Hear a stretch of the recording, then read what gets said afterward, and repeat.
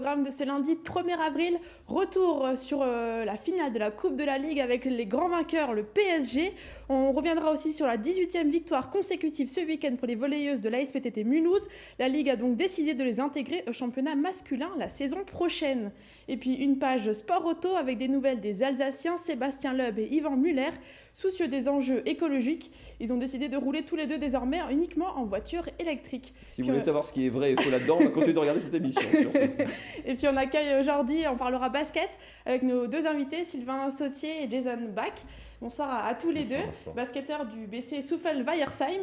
Alors apparemment le coach devait venir, c'était son poisson d'avril à lui. Je ne sais pas, mais on l'attend toujours. Peut-être qu'il viendra en cours d'émission. On ne l'attendait pas, hein, comme ça. Hein, il va faire la surprise peut-être.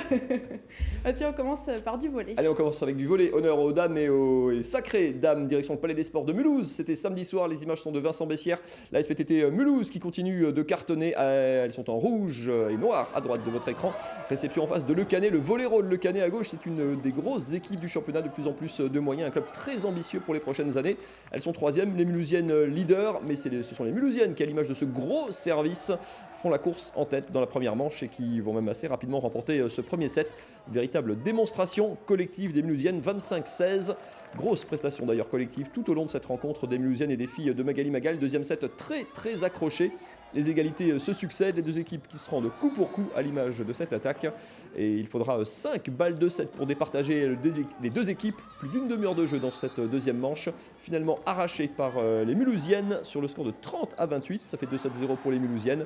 Et les Orinoises qui, sur leur lancée, vont continuer de survoler cette troisième manche. Elle aussi très disputée, mais ce sont donc les Orinoises qui finissent par s'imposer. 25-23, victoire 3-7-0. Et alors là, attention les chiffres, les Mulhousiennes, c'est leur 21e victoire en 22 matchs, une seule défaite de la saison, 21/22, 18 victoires consécutives, 8-7 perdus seulement depuis le début de saison. Si ça, c'est pas un profil de championne, on n'y connaît plus rien. Les playoffs, c'est dans 4 journées maintenant. Écoutez Magali Magail, l'entraîneur mulhousienne. C'est une équipe qui est très forte individuellement en face de nous. Voilà, on a montré qu'on a été plus forte qu'elle collectivement, qu'on a joué vraiment ce match avec notre cœur, avec nos tripes et avec une grosse solidarité. Et ça, c'est ce qui fait notre force depuis le début de l'année. Et on suivra évidemment la fin de saison des Mulhousiennes qui s'annonce palpitante. On va revenir évidemment, Marine, sur l'événement du week-end. Vous nous avez concocté une espèce de super best-of de la finale de la Coupe de la Ligue. Oui, promis, j'arrête de raconter des bêtises. Pour ceux qui n'y étaient pas ou qui n'ont pas suivi, victoire donc du Racing en finale de la Coupe de la Ligue. Il faut dire qu'ils étaient plutôt bien préparés. La veille à l'entraînement au stade Pierre-Mauroy à Villeneuve-d'Ascq, ils étaient déjà préparés par leur préparateur physique pour soulever cette fameuse coupe. Et en plus de ça, Kenny Lala a commencé à parler en alsacien. Si ça, c'est pas un signe. Yes, Geslos, on sera tous ensemble et puis nous, on va donner le maximum pour ramener ce trophée à la maison en tout cas. Ouais, ben c'est bien, il s'est mis à l'alsacien, donc c'est bien. Alors, j'en suis pas là encore, donc pour être honnête. Le lendemain, jour J, gros cortège dans les rues de Lille. Et alors c'était, c'était pas ceux-là, ça c'était les gilets jaunes. Eux, ils n'étaient que 1000, les supporters strasbourgeois étaient 10 à 20 fois plus nombreux. Autant vous dire que samedi après-midi, il valait mieux être de leur côté. Un cycliste en a d'ailleurs payé les frais durant ce gros cortège qui a réuni plusieurs milliers de Strasbourgeois.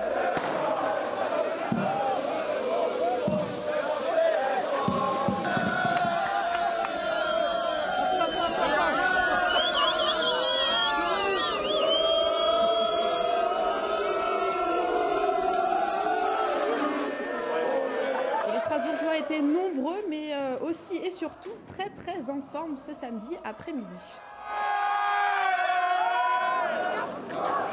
Allez!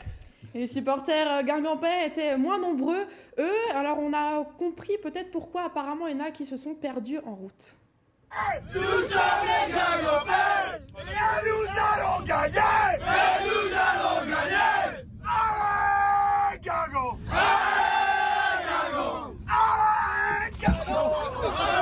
On ne l'a jamais revu, en tout cas on ne l'a pas vu, on ne l'a pas croisé au stade.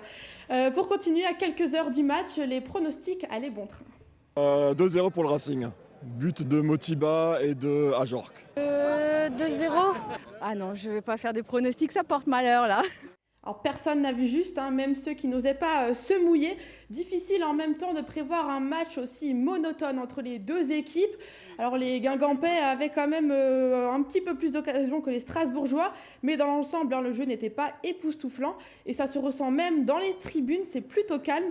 Les supporters des Bleus ne font pas beaucoup plus de bruit que les supporters bretons, malgré leur large supériorité numérique.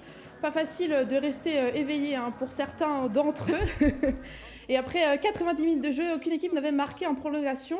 Toujours pas. Direction alors les tirs au but avec un geste technique et audacieux de Dimitri Liénard. Dimitri Liénard face à Caillard. La Panenka. Il a des couilles, Liénard. Il a des couilles. Dimitri Liénard. La Panenka de Dimitri Liénard. Alors c'est grâce notamment à ce but, hein, que les Strasbourgeois ont remporté cette séance 4-1. Ça faisait d'ailleurs un petit moment que Dimitri Liénard y pensait à cette Panenka. Je l'avais annoncé depuis la collation, depuis hier, que s'il y avait un penalty, je ferais une Panenka. Voilà, j'en ai discuté avec Jonas Martin et Adrien Thomasson aujourd'hui après la collation. Ils m'ont dit, gros, c'est une finale, fais pas n'importe quoi. Jonas est venu me voir avant la séance de penalty. Je lui ai dit, je la fais ou je la fais pas. Il m'a dit, c'est toi qui te sens. S'il avait raté, je l'aurais tué, mais à part ça, rien de plus, quoi. Il a réussi, donc j'ai un avis à dire. La pression, mais bref, l'essentiel est là. Le Racing remporte cette finale et tout le monde est content. Oh, bonsoir. Chiro, elle est belle, hein? Ouais, j'ai gagné, gros. Je sais pas, je vais gagner une bière. C'est incroyable, il y a 6-7 ans, le club, moi j'étais en national, on a fait une première saison où on devait redescendre en CFA. Et au final, aujourd'hui, on me dit que je suis qualifié en Coupe d'Europe et que j'ai gagné la Coupe de la Ligue. C'est la folie, il faut toujours attendre la dernière minute par contre, hein. Il ne faut pas être cardiaque avec ce club. C'est une belle récompense parce qu'on a un groupe en or, franchement, et un groupe où tout le monde vit bien, tout le monde se bat les uns pour les autres, et qu'on soit récompensé ainsi, je pense que c'est la meilleure des manières. On est très heureux du final et vraiment c'est un grand plaisir. On va bien profiter et savourer de ce moment-là parce qu'on va rester dans la mémoire des gens du club et voilà, ça c'est un titre qui est important. Premier titre national, hein, pour l'entraîneur Thierry Loret qui avait lui du mal à cacher sa joie.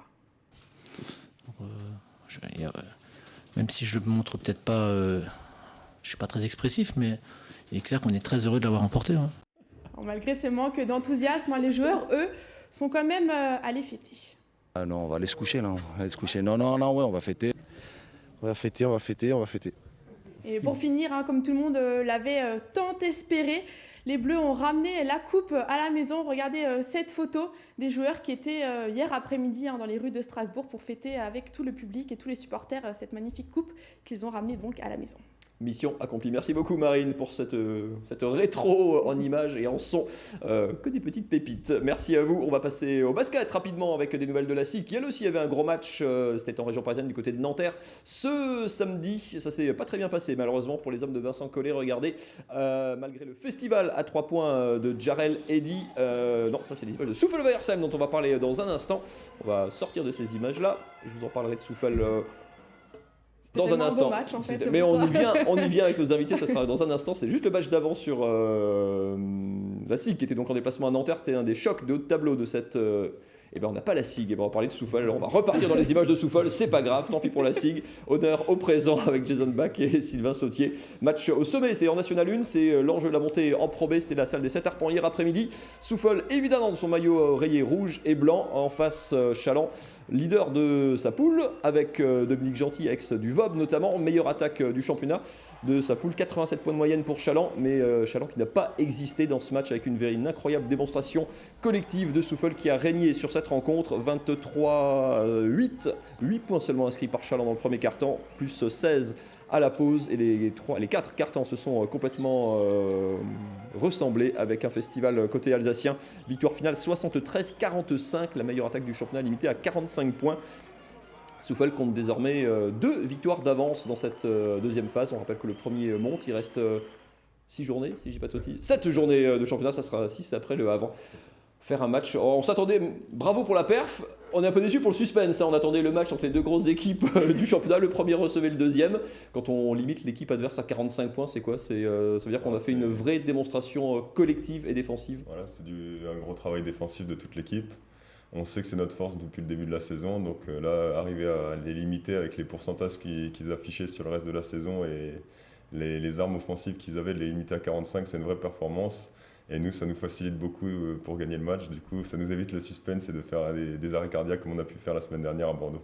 Parce que quand on marque 73 points comme vous, on gagne parfois, mais pas toujours. Par contre, quand l'adversaire n'en met que 45, on perd rarement quand même. Sylvain, quand on n'aime pas défendre, on vient pas à souffle, quoi. C'est vraiment l'ADN de ce club et de cette équipe. C'est vraiment l'ADN de l'équipe et on travaille dur pour ça et c'est ce qui marche depuis le début de la saison. Donc on continue sur ça. Le leader de la poule accédera en Pro B la saison prochaine. Vous êtes bien parti pour. Vous en parlez entre vous au quotidien ? Oui, bah bien sûr qu'on en parle à partir du moment où on se cache plus, quoi. Au début de saison, on n'avait pas forcément cette ambition, mais c'est sûr qu'au fur et à mesure des matchs qui passent, des victoires qui s'accumulent, à un moment donné, on se cache plus et on assume maintenant l'objectif de vouloir monter en Pro B. On est bien placé, on a bien commencé la deuxième phase, on bat les équipes. Là, on a de gros déplacements au Havre qui sont juste derrière nous avec 2 défaites de moins que nous. Si on se déplace là-bas et qu'on arrive à prendre la victoire, on aura déjà fait une grande partie du chemin. Donc, croise les doigts pour vendredi soir. Le club voulait jouer le haut de tableau, comme il le fait quasiment chaque saison en National 1. Là, on est clairement quand même au-dessus des objectifs. Qu'est-ce qui fait que certaines saisons comme ça matche bien? On est sur une série, je parlais de la série des Mulhousiennes en volée, mais la vôtre, elle est quasiment équivalente. Il y a des saisons comme ça où tout réussit. Pourquoi? Je pense que parce qu'on a un bon groupe, on a un groupe sain, on s'entend bien, tout le monde travaille dur. Et je pense que voilà, c'est l'alchimie a pris, donc on profite de ça. Il y a quand même jamais des moments où ça se frite un petit peu. Quand on gagne tout le temps, c'est quand même plus facile, mais il y a quand même des moments où c'est un peu plus tendu ou pas du tout. Il y a de l'intensité à l'entraînement, mais j'ai jamais senti de tension cette année entre les joueurs. C'est un peu particulier parce que c'est vrai que dans les autres équipes que j'avais faites avant, on a toujours ces petits moments où ça se frite un peu, où les mecs ils sortent un peu les coudes à l'entraînement. Nous, on se met des brins, mais il n'y a jamais de mec qui va rouspéter après l'autre. Et franchement, l'alchimie qu'il y a cette année, c'est une sacrée mayonnaise pour l'instant. Elle a vraiment bien pris et il faut que ça continue encore. Et puis, ça rigole bien. Hein, si on peut regarder un petit extrait que j'ai chopé sur votre compte Instagram, Sylvain, regardez. C'est pas vexé, ça va? Non. Alors, il faut bien fêter les victoires aussi de temps en temps. Et c'est ce qui fait aussi la force de notre groupe, c'est qu'on sait vraiment bien vivre. On vit bien ensemble sur le terrain et on fait la part des choses. Et à l'extérieur du terrain, ça vit vraiment très très bien. Et on profite, comme je leur ai dit aux plus jeunes, on profite de cette saison qui pour l'instant est incroyable parce que c'est pas tous les ans on vit des saisons comme ça, on enchaîne les victoires avec un groupe où tout le monde s'entend bien. Donc franchement, il faut toucher du bois pour que ça continue et profiter au maximum. Avec peut-être la Pro B, rejoindre pourquoi pas Gris Oberhofen qui cartonne aussi en Pro B, avoir un derby alsacien en Pro B sur la SIG, ça serait quand même une sacrée perf.